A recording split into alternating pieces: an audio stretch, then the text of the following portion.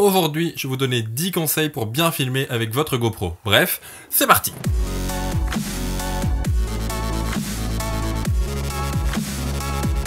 Bonjour à tous, je suis Pierre et vous êtes bien dans un nouvel épisode des éleveurs de pixels. Aujourd'hui, et comme dit dans l'intro, je vais vous donner 10 conseils pour bien filmer avec sa GoPro. La GoPro est une caméra qui est très populaire. Et pour cause, elle n'est pas très chère, elle offre une très bonne qualité d'image, et puis surtout, elle est livrée avec full accessoires et permet aux débutants comme aux confirmés de créer des images plutôt de bonne qualité. Mais acheter une GoPro et appuyer uniquement sur le bouton enregistrer ne vous permet pas de faire forcément et à tous les coups des images dignes des plus grands réalisateurs. C'est pourquoi dans cette vidéo je vais vous donner 10 conseils pour bien utiliser sa GoPro. Je précise bien, les 10 conseils que je vous donne ne sont pas par ordre d'importance et ce ne sont pas uniquement 10 conseils, il y en a plein d'autres, mais dans cette vidéo je ne vous en donnerai que 10. Premier conseil, avant de commencer à tourner, bien vérifier que vous avez plusieurs batteries chargées. La GoPro est très énergivore et consomme beaucoup d'énergie. Je vous conseille donc d'emmener plusieurs batteries avec vous et si possible également prévoir des batteries externes de façon à recharger votre GoPro via des batteries et via des câbles USB. Surtout que les GoPros sont généralement utilisés pour des sports d'action en hiver c'est souvent le ski et lorsqu'il fait froid les batteries se vident plus vite. Je vous conseille vraiment donc d'acheter plusieurs batteries pour votre GoPro. Deuxième point très important, on dit souvent que la GoPro est protégé pour tout, il y a une énorme protection, mais il y a plusieurs choses que la GoPro aime. Premièrement, la buée, lorsque vous filmez dans l'eau et que vous ressortez, ou même lorsque vous filmez en intérieur et que vous sortez, lorsqu'il fait froid, humide, etc.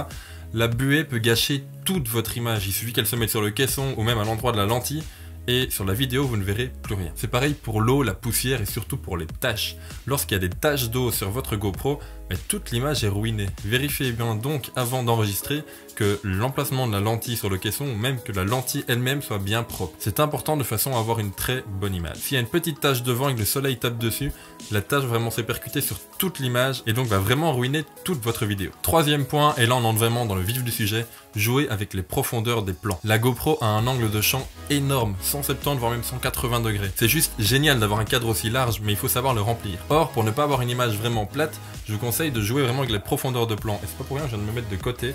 Ici, vous avez une profondeur dans le sens où mon épaule gauche est plus en avant et il y a une profondeur dans le plan. Vous voyez que l'épaule droite est un peu en arrière.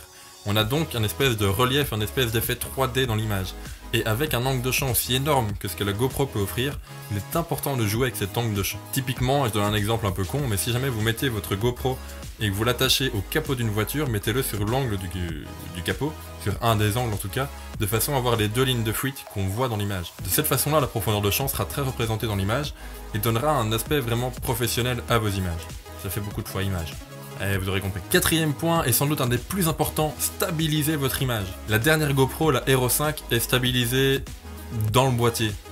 Même si c'est pas encore énorme, mais c'est déjà pas mal. Mais pour toutes celles avant, il est vraiment important de stabiliser vos plans. Pour cela, je peux vous conseiller deux choses. La première, c'est d'accrocher votre GoPro à un plan vraiment stable. De nouveau, le capot d'une voiture, un banc, toute surface qui ne bouge pas est vraiment bon à prendre pour stabiliser vos plans.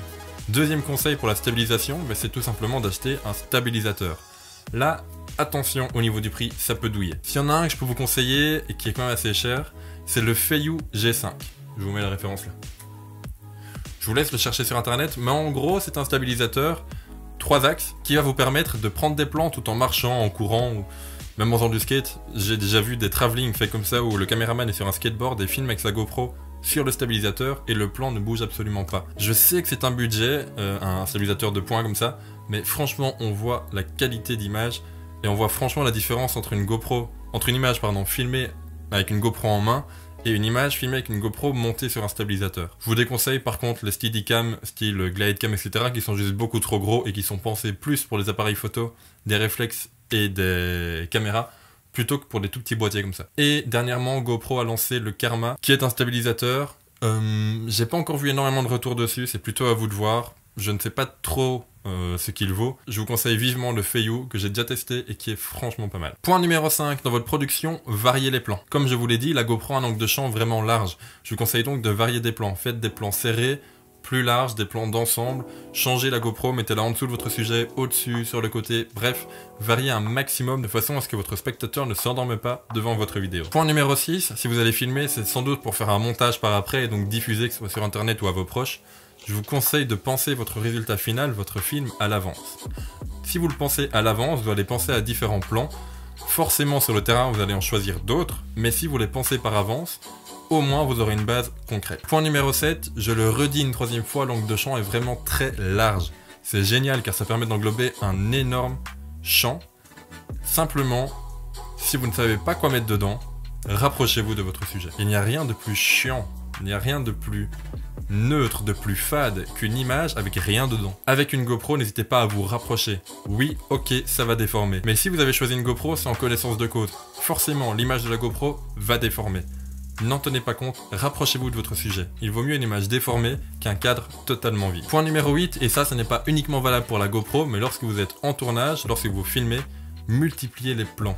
Filmez beaucoup plus que ce que vous ne devez. Quand vous allez faire le montage, vous allez forcément vous rendre compte que vous n'aurez jamais assez de plans. Ça m'est encore arrivé il n'y a pas longtemps, lorsque je faisais un montage pour une équipe de sport, je me suis dit, merde, j'aurais dû filmer plus de plans serrés, plus de plans larges, plus de plans en mouvement. Mais sur le terrain, on se dit toujours, on a assez, alors que non, il faut vraiment filmer un maximum possible. Point numéro 9, et ça de nouveau, ça n'est pas valable uniquement pour la GoPro, pensez aux transitions par avance. Comment allez-vous passer d'un plan à un autre ?